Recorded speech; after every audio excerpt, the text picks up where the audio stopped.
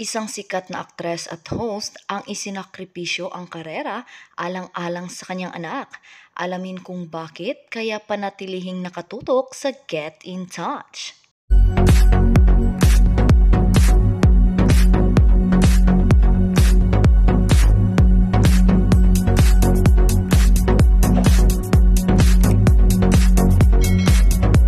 Ang health condition ng anak niyang si AJ ang pinakarason kung bakit nagdesisyon si Ruby Rodriguez na magtungo at manirahan na sa Amerika.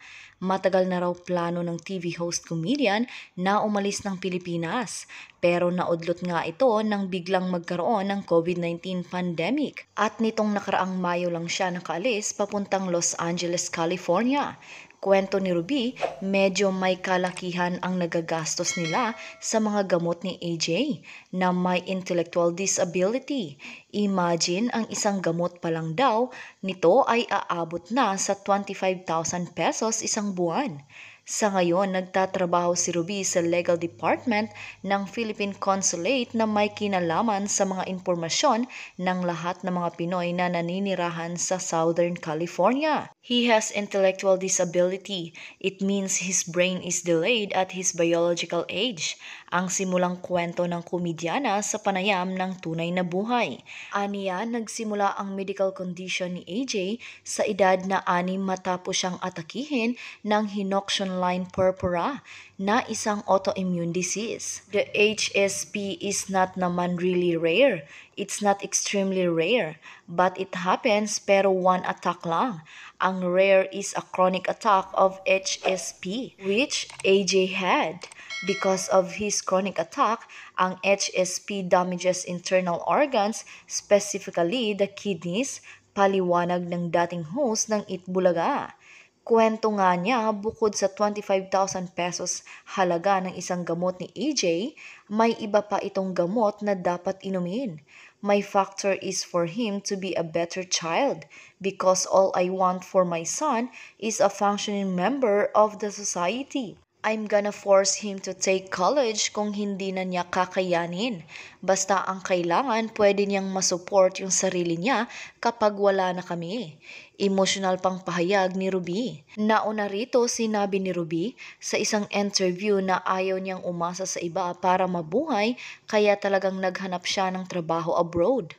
Paano naman tayo mabubuhay kundi tayo mag-work? Kasi mahirap ang buhay dito. Alam naman nating lahat yan. And we don't want to be spoon-fed by my siblings who are here. Ano, forever na lang kaming dole out? Di naman pwede. So I went to the proper channels just for everyone to know I was not appointed. Hindi po ako appointed. I went to the proper channels. I applied. I submitted my curriculum vitae, my CV. I did all the requirements that were asked, all their hand tests and all. And when I passed, it was sent to the consulate, and it just so happened na may vacancy sila for local hire, ang tawag nila. Gusto kong ipakita sa mga tao na di lahat ng artista walang alam. Kasi meron silang ganong notion, ganong stereotype. Gusto kong ipakita sa kanila na hindi po. Normal din kaming tao at mayroon din kaming ibang mundo na maaari pa kaming mabuhay. Diin pa ni Ruby. Sa kabilang banda, hanggang ngayon ay binabatikos pa rin ng mga netizens ang stand-up comedian na si Ate Gay dahil sa pagtatanggol niya sa Duterte administration. Bukod sa pangninega sa kanya, ay may mga bashers pa na nagsasabing sana raw ay hindi na siya tinulungan ng mga kaibigan niyang artista noong nagkasakit siya. Kabilang na ang TV host comedian na si Vice Ganda. Isa naman si Vice Ganda sa mga celebrities na hayagang naglalabas ng saloobin at pagpuna sa mga sablay at kakulangan ng pamahalaan sa pagresponde ng mga problema ng mga Pilipino ngayong panahon ng pandemya. Hindi nagustuhan ng maraming netizens, kabilang na ang mga galit kay Pangulong Rodrigo Duterte. Ang pahayag ni Ate Gay tungkol sa mga kaibigan niyang walang ginawa kundi ang magreklamo at tirahin ang gobyerno.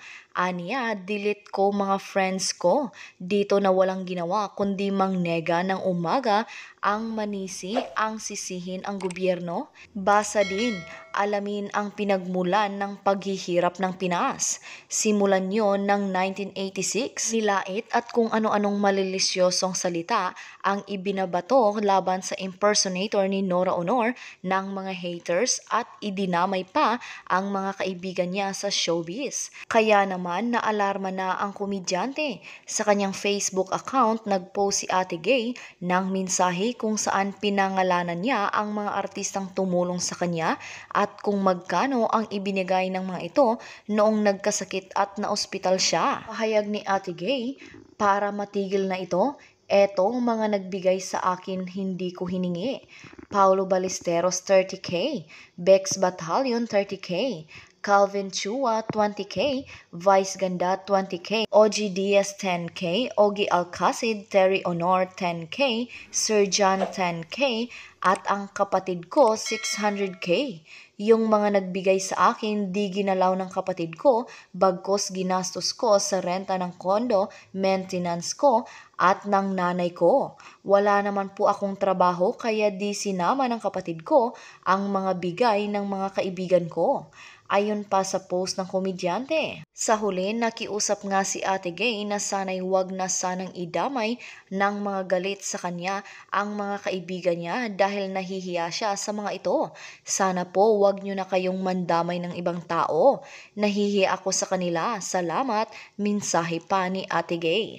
Ano ngayon ang inyong masasabi sa isyong ating pinag-usapan?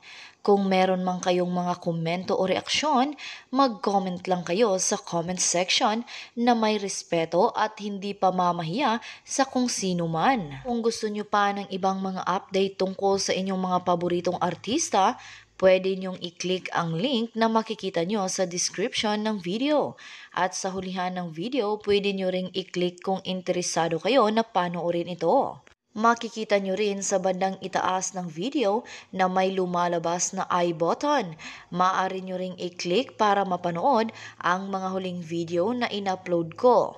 At ang pinaka-importante ay huwag po ninyong kalimutan na mag-subscribe, like, share at i-click ang bell notification para maging updated po kayo sa lahat ng mga videos na ina-upload ko sa channel na ito. Maraming salamat din po sa palaging panunood, pagsubaybay at walang sawang pagtangkilik sa aking channel. God bless you po. At sa mga hindi pa nakasubscribe, i-click nyo ang subscribe button para hindi kayo mahuli sa mga balita tungkol sa inyong mga paboritong inaabangan. Hanggang sa susunod kong upload.